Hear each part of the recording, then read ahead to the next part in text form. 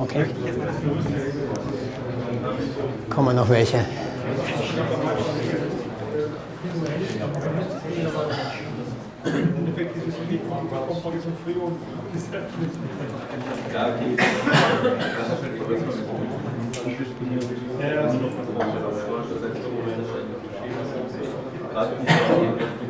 Legen wir los, oder?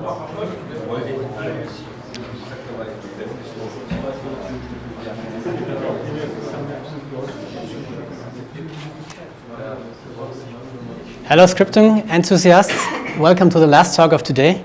Glad so many of you joined here. Hope to keep you somehow still there and to follow me for the next half an hour, not to break away.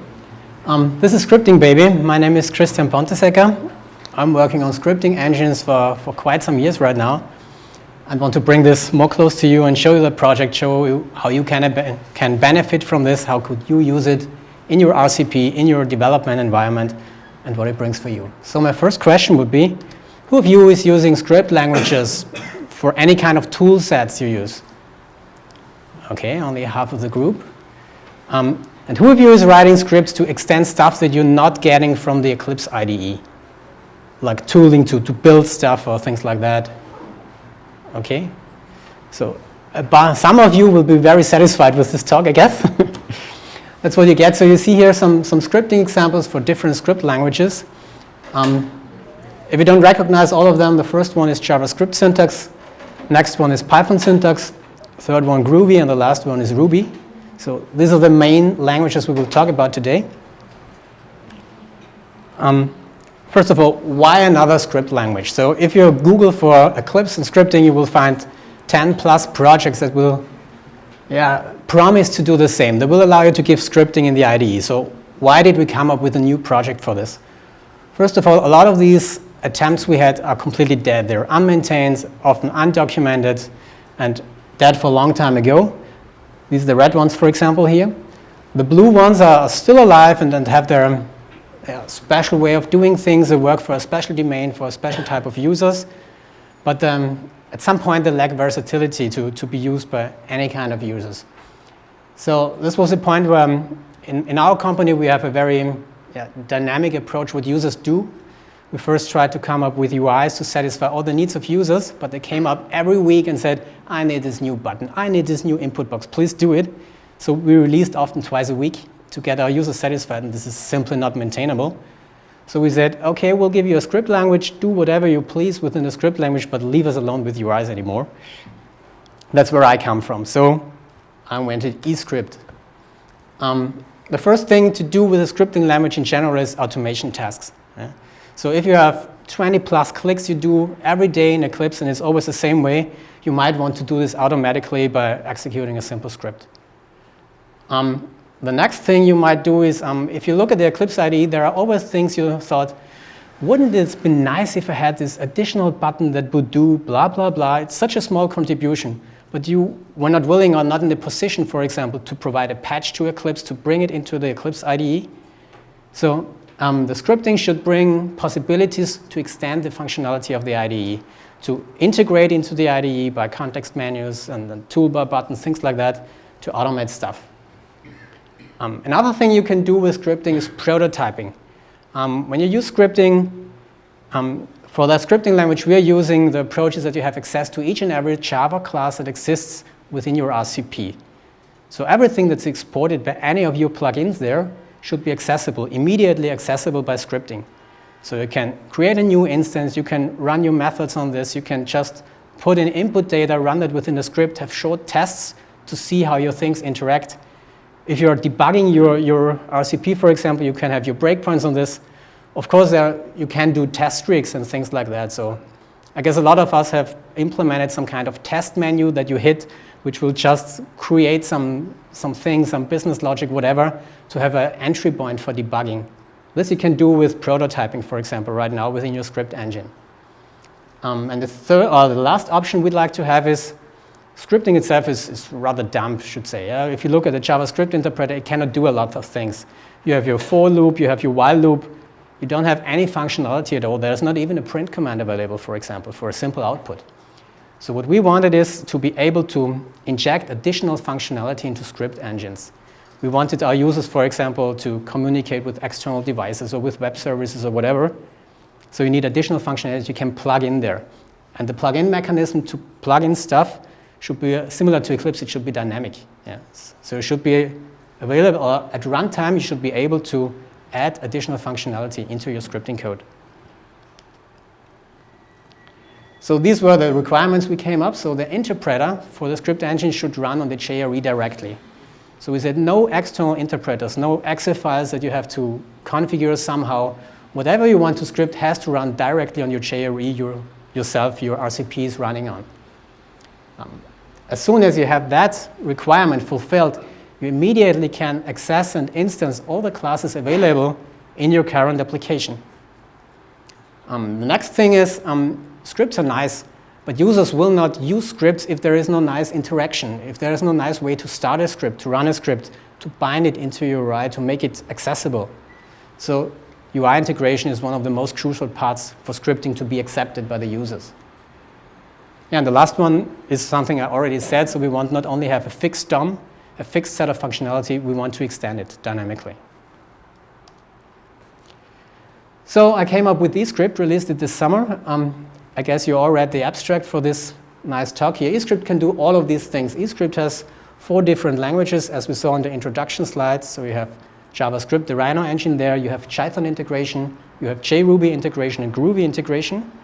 So you can run your scripts on all those 4 languages if you like.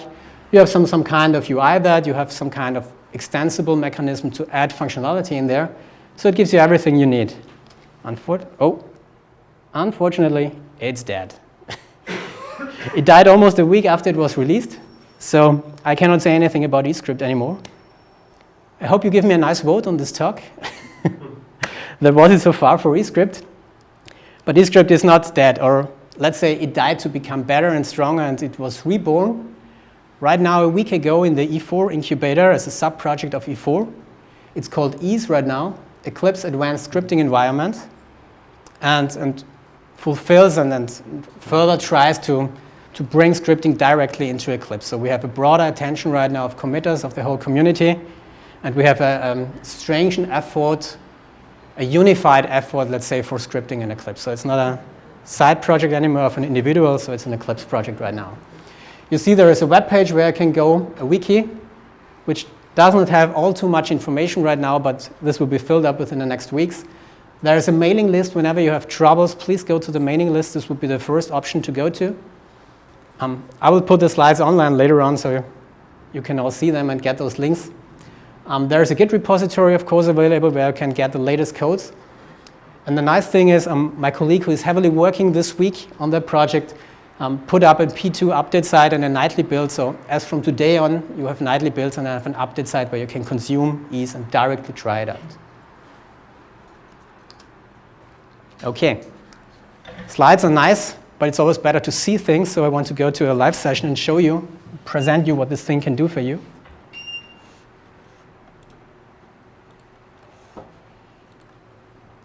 So what I have here right now is an RCP application with the EASE components installed right into it.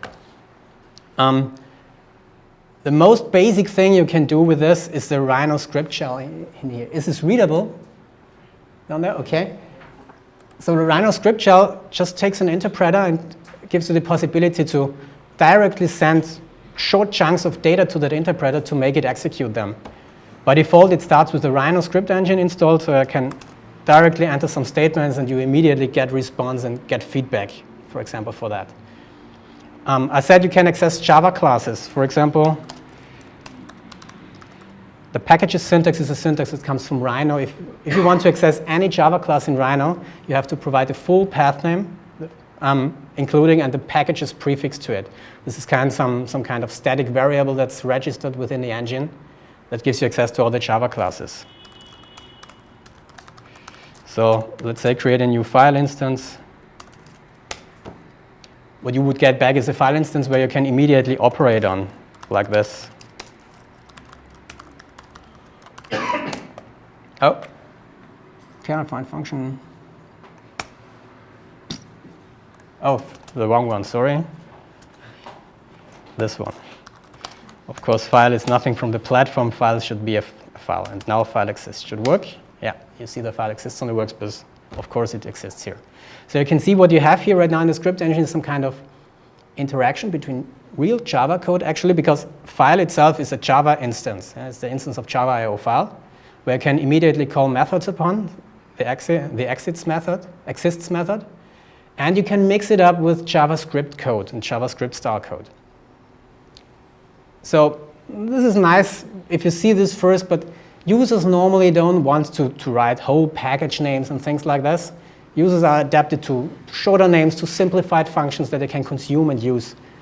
That's why we implemented a mechanism to dynamically inject JavaScript code or script code in the target language we're actually using into the script interpreter and to make it runnable. For that, there is those things that you can inject are called modules in terms of ease.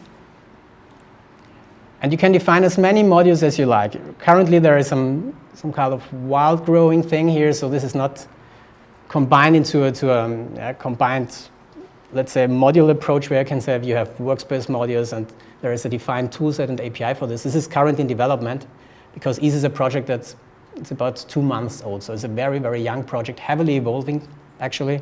And there is heavy refactoring taking place, actually, in this project right now. So by loading these modules, or some of these modules, you can attach additional data into that engine. I will show you later how this works. Another option you have is you can change your language you are using. So let's go for Jython, for example. I'm loading a Jython interpreter. It takes about 10 seconds, I guess, for Jython to do all the caching stuff. We'll see in a second. OK. I'm not the Jython, the Python guru, but I know you can do things like that, have an array and access the very last element from it. So you see, this would not work in JavaScript, so we really exchanged the engine here. You can do the same for Ruby and Groovy. Right now, the JavaScript engine and the Jython engine are the two engines actually heavily supported by the project. For JRuby and Groovy, there is support in there. It is some kind of proof of concept, so it works. But it's not heavily maintained as we are 2 committers right now, and we don't have a lot of experience with Ruby and Groovy, and this is not in our focus. OK. So of course, when you write scripts, normally you won't go to a script shell and enter all the scripts anytime you use them. So you can put them, of course, into files in your workspace and execute it from the workspace. So what you see here, I have a main file, for example. We have there a special statement called include. Include is nothing that comes with JavaScript. We inject it into JavaScript and make the JavaScript engine aware of the include command. This allows you to build libraries, for example. If I look at my library files, this is a simple math abstraction, nothing very special in there. It's just 2 functions that are provided, the add and the sub function. And in the main file, then, I can use this function here. So we have run debug targets. If I run this file with the run target, you see immediately the result here. So everything you print out somewhere goes to the console. What you see is I can write a library as a JavaScript library and provide it to users. The backdrop of this approach is whenever you do it this way, you have to deliver your library somehow. You have to make sure the user has the correct version of your library, for example. There's another way to integrate functionality, and this is the module approach, which I'd like to show you right now. So I'm here back at my development IDE. What I do is I would like to show you how simple it is to provide modules and to provide additional functionality into the IDE, into the script engine. So I create a new plugin project. I call it mathlib.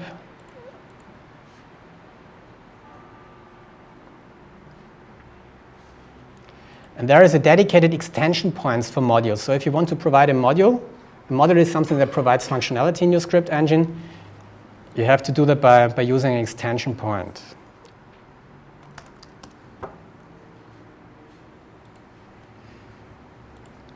So you see, we just moved from EScript in between to an intermediate project that was called EScript Monkey. And now we move to a project called Ease. Yeah? You see in my workspace, I have all 3 projects combined right now to give you a demo what it is right now. Within the next 2 or 3 weeks, we have to clear out the namespace, clear out all the EScript stuff and EScript monkey stuff. So the extension point definitely has to change its name to org Eclipse Ease, of course. Yeah?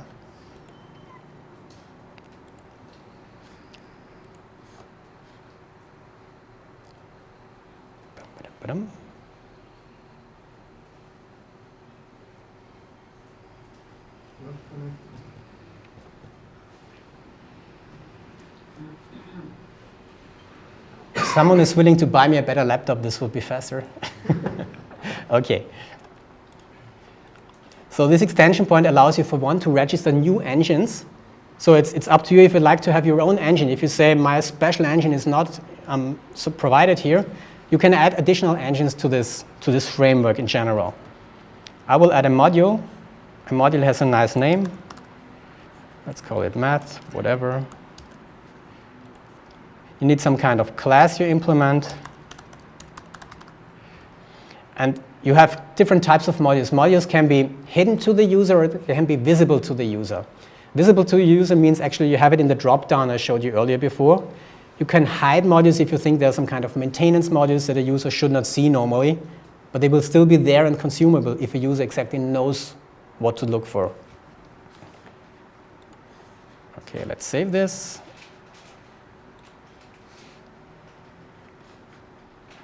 Right now, for a module, you have to extend or to derive from a base class.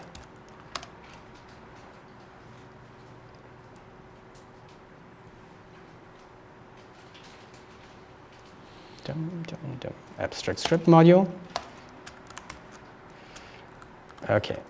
And what you can do right now is you can provide functionality.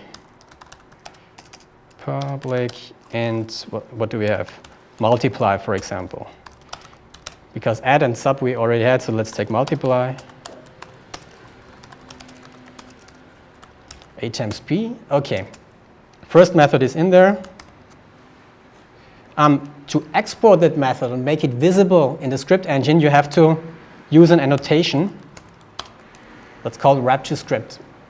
So what we do right now is later on when we load a module, we look through that class through the reflection, look for that wrap to script annotations, and whenever we see this, we say, okay, this is a functionality that you want to provide to the user, that you want to have wrapped in your script.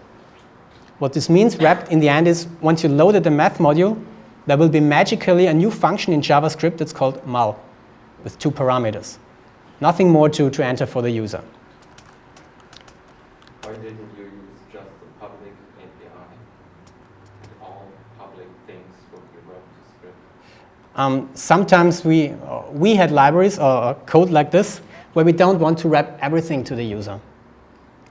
Right now we are working internally on something where you don't have to extend anything anymore. You can use POJOs. But if you have a POJO, maybe there are some things you do not want to expose to the user, okay. Even public. So we have a drawback, or we have a use case actually where we say users may do some things in scripting, but the class we are wrapping actually can do a lot of more stuff, which we will only access directly from Java code. Okay. Yeah. So let's do a div. And wrap to script. No. I'm not wrapping this one to show you the difference between the wrapping and the non-wrapping, actually.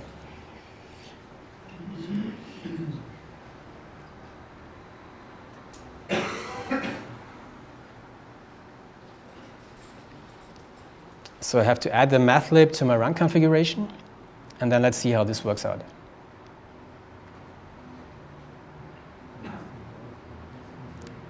Bum, bum, bum, bum, bum.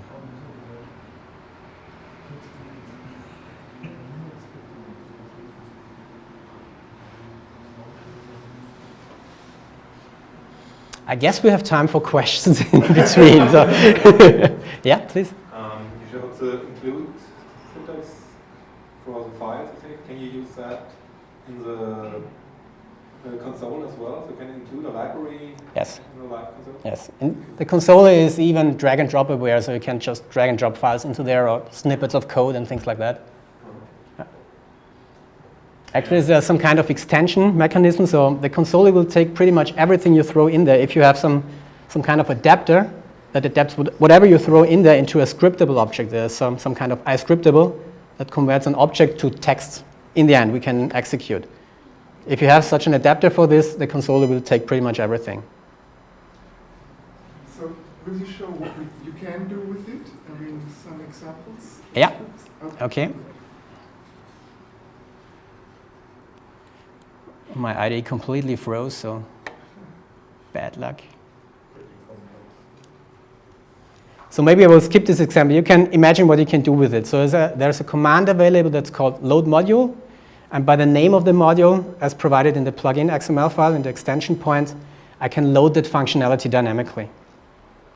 And what you get is then we create dynamic functions actually in JavaScript, which we pass to the interpreter that will just send a command, actually the multiply command, and relay it to the Java class behind. That's how it works.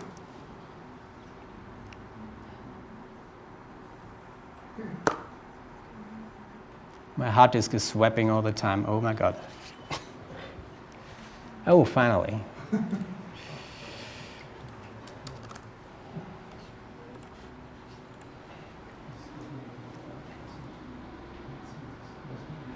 So this module approach does only work with JavaScript? No, the module approach is completely unaware of the script target language you use. It works for all those 4 languages. So you can wrap stuff either for Ruby or for Groovy, Python, and the Rhino engine right now. If you write a module once, you can use it in all those 4 target languages. For the scripting itself, there exists a service at the background, an OSTI service, which you can ask for a new scripting engine. So you can have multiple instances of scripting engines which are encapsulated from each other. So they don't see each other, they have no common scope, and things like that. Each scripting engine runs in its own job, in its own thread, therefore. And so it does not interact with the UI or interfere with the UI typically. But the script can interact with the UI. The script, of course, can, yeah. So I will skip that example right now and show you some demos. What we have here is, when I started the script engine, this was pretty much what I did. Yeah? And then Polysys came into place and said, oh, what a nice engine, let's do some fancy stuff with this. They added a lot of modeling stuff into it and finally found a way to dynamically look for scripts automatically in your workspace. So what I have here is I have an easy example project, for example, with 3 different demos I'd like to show you. And what we do is, if you add a dedicated nature to your project, a scanner will automatically scan through the files. It will look for headers and for specific keywords within that header. And yeah, it comes from Eclipse Monkey. Yeah? You saw the intermediate project was called EScript Monkey. Yeah? That's where it comes from. So it searches from those headers and automatically populates, for example, this nice tree view here where you can see all your scripts available currently in your workspace, where you can have a double click and load them. What I have here is, you asked for demo projects right now.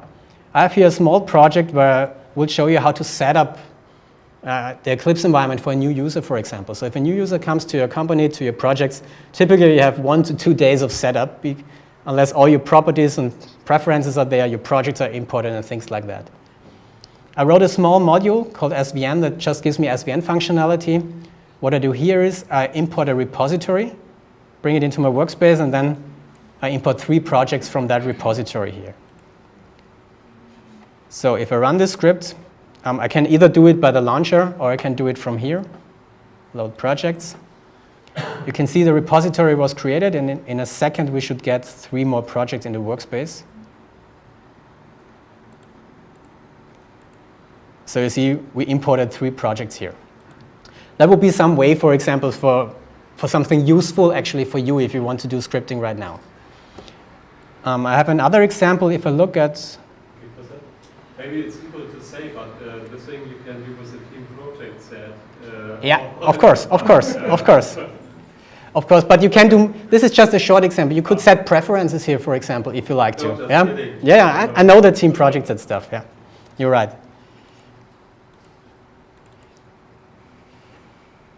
So I'm opening another class here. I have another example. That's called create headers here. So thanks. If I look at the add headers file, it looks through the workspace. It scans the workspace of all Java files everywhere and looks in the first line of that file for a header, the typical disclaimer you have in every Eclipse source file, for example. And if it's not there, it puts it in there. So let's see if this works. Let's run create headers. And you see we hadn't had a header here before. It adds this to the script.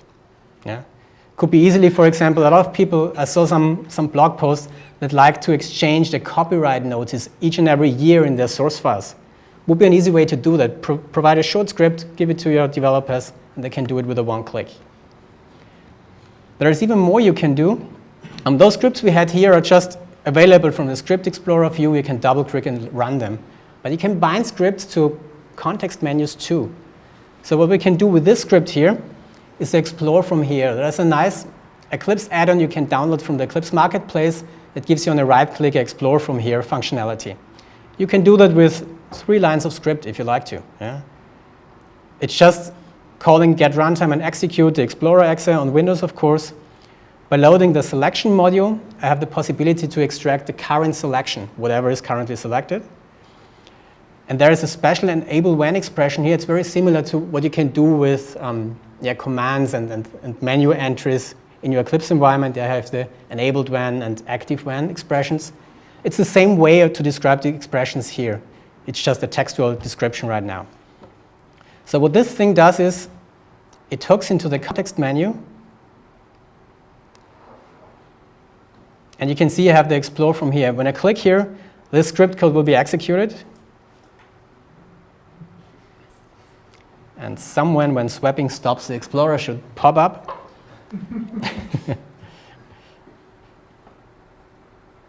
And you see we are currently at the location where we just want it to be. May I ask? Really, Please. A little different question. I can imagine that if the project is successful, and I would like it to be, there will be dozens, thousands of modules, of libraries, whatever. Do you have any sort of documentation help that you can see what is in the module? I'll come to this later. Because I will be overwhelmed by the thousands Of course. helper methods. You're right. I'll come to this later. Okay. What we then do is we have other ways to interact with models, for example. So I already said Polysys is working heavily on models. And they provided scripts, for example. There's a library model. Is anyone familiar with modeling here? Yeah. So if you use EMF, there is a library example you can use there. And you can consume and simply look how models work. And this is a short script that just fills such a library template, such a model. If I run this script, now I do it with the launcher.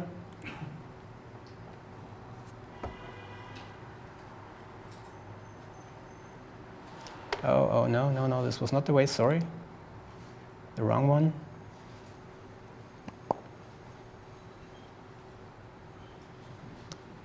Oh boy.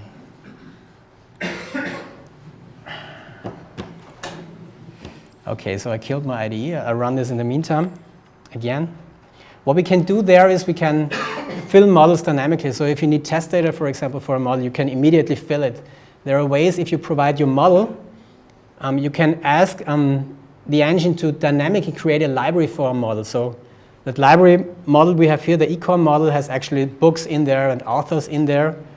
You can automatically create a Python library, for example, for this, which gives you a functionality like add author, add book, bind book to author, and things like that. Oh, bad stuff.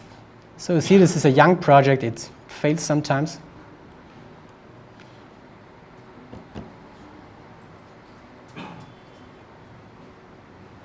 Is this a hard limit with 5 minutes? Because we are the last session here? Okay. Okay.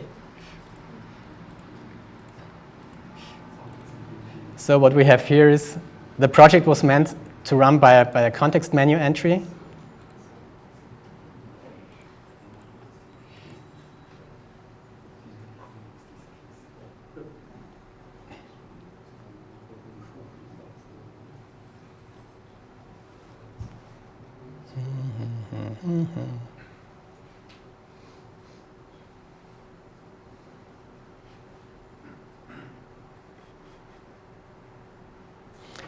So you see, you have UI interaction here. This was your question from before. So you can enter some book title. I'm not giving here nice names anymore. Add some writers. A writer can be attached to a book, another writer to another book, a third writer attached to nothing anymore. I can store the result somewhere. A result file is just a text file that actually tells me what happened. This is just generated from the script right now. You can generate completely different things. And you see your library is populated with writers and books, things like that. OK. Back to the slides. Maybe I'll make it in time. So you see, these are the features of EASE right now as I could present to you. So there are 4 supported native languages right now. We have extensible DOMs. You can extend your functionality either by directly using Java classes. You could write libraries in the target script language, or you could provide the module approach. The third one is you have different ways to operate with scripts. So you can have the interactive approach where you just type in lines of codes and execute them immediately. You can have a file-based approach. And there is also a way to record macros. Macros mean you listen to a script engine and record everything that the script engine does and executes. The last thing is UI interaction. Right now we have the dedicated view that shows you the scripts available in your workspace. We have context menu binding for scripts. And we have, of course, run and debug targets. So there's also a debugger, for example, for JavaScript in there, which allows you to access Java classes behind and Java instances you have behind. So that's all available right now. The project contributors, there are 2 right now. There's Artudosi from Polosys, and I'd like you, Pierre, to define his work and to tell us what he does right now. Well, in a few words, we have the Eclipse Monkey engine in Topcade, and since this project is now migrating to Eclipse, we needed to port these features. And as the project was more or less dead, we have needed to restart something. That's how, in fact, we get in contact with Jython. So the idea here is to get all the appropriate stuff to script models. The target end user for us are, for example, system engineers. They have models. They need to do some automatic action on it. For example, replace the font for all their blocks, things like this, that you cannot provide easily through the UI. So they can extend themselves, their editor in the way they want. That's maybe the reason why we are working on that. Thank you, Pierre. So we have Arthur here said he's the modeling guy, and he is also in charge of the Jython engine.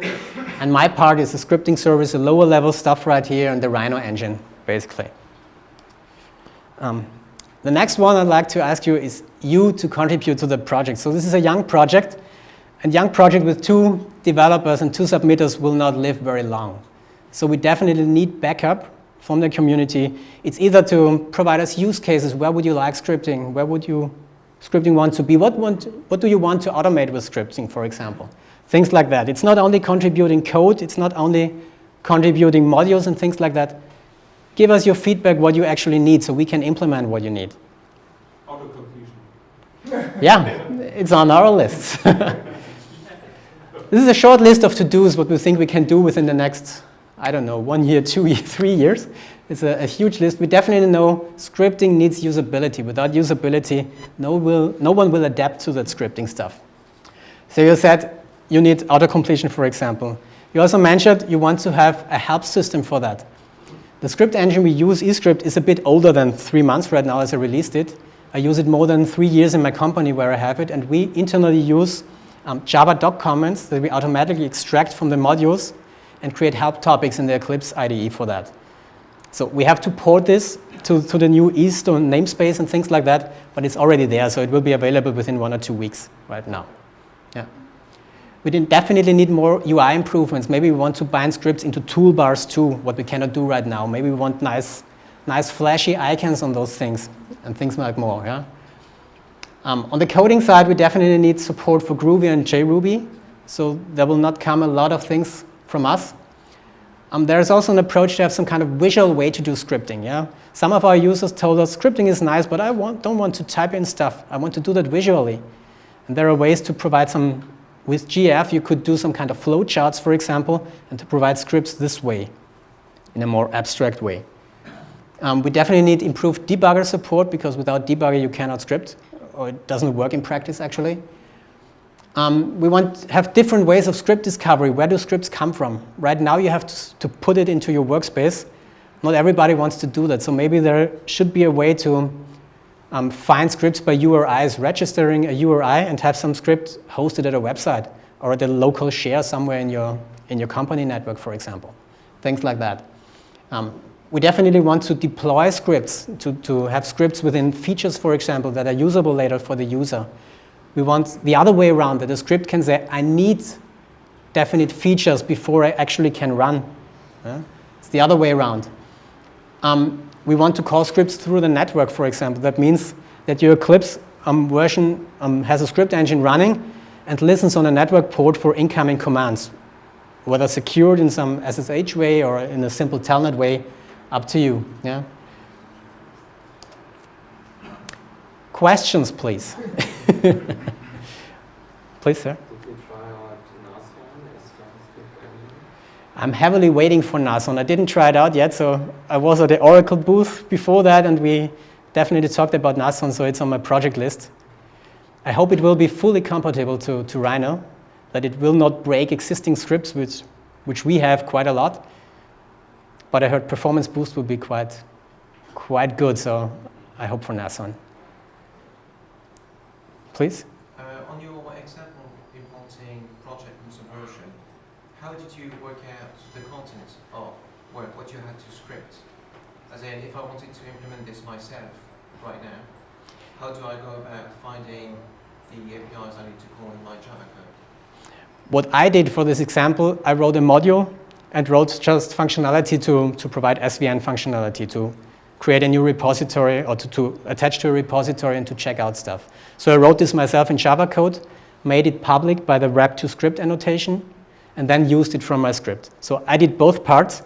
If you just want to use the scripting side, you definitely need some help. As I said, there is a way to automatically create help for modules. And what we'd like to provide on the web page we're just building up for the E4 scripting project is some kind of common repository for scripts and modules. So the most important scripts we want to host in the project directly. Yeah? And other things, like if you provide user scripts, for example, you find usable. Because you don't have to rely on modules. You can live without modules entirely if you like to. And if you provide good scripts, we want to host them on the website too, as a best practice sharing. I guess where I was getting at is, do you have any sort of recording facilities? Like, I know I want a script that is going to do those things that I can do on the GUI. How do I sort of translate that into code that I can then transfer? There's no direct connection between things you click in the UI and things you can do in scripts. We were thinking of some kind of macro recorder where you listen to the UI model and listen on every action and record them in a recorder. But right now, this investigations did not go too far. I guess from our side, there will be not the time to do this. But I would be happy to have any committer who does this for us. Please? Can I access running plugins? So in plugin instances? Yeah, you can access pretty much everything that's there in your scripting world or in your RCP. Okay. So I'm interacting with my RCP directly. It's like writing dynamic Java code and without compiling it, executing it. It's a bit like that. Yeah. Please? Is there a defined scope for the standard modules? There are no standard modules right now. The modules right now emerged as we just needed them, and we pushed functionality in there. I guess right now we have 3 workspace modules with slightly different namings and slightly similar functionality. So this will be our next part for the most common things you might do with your workspace and your workbench itself, to provide common modules and to provide a home where we can put that functionality to. Shouldn't it cover all of the Eclipse API, basically? API? If you want to put the whole API of Eclipse in there, I will be busy for the next 10 years, I guess. Well, only the access, not the whole API. For example, I would like to call arbitrary commands in the scripting language, stuff like that. So from the command framework, you mean? Then you could actually realize something. What he asked, that you could record when somebody clicks on a command and then execute it later with standard modules. was wondering if you have to download something first from the marketplace to. You don't have to download anything. If you install ETH, you're done. You have pretty much everything in there. If you have the standard modules. We want to provide those standard modules, but actually, if I ask 10 different people, they have 10 different things that they see as a standard functionality in there. That's what my initial question was. Is there a scope, or do you have a process to define the scope? Actually, no. Right now, this is pure wild growing things. What we like to do is, what we like to have is your input, and if it's just a mail you drop to us and say, I want to do that, that, and that with scripting. I think it's also the matter of other projects in Eclipse to provide their own module to script their specific activities. So, for example, for the modeling aspect, maybe you will add modules, I don't know, somewhere around DMF. So we have to stop. Maybe we can do this offline. Please vote for the talk. This is a way to get in touch with us. Use any of these ways to contact us. Thank you.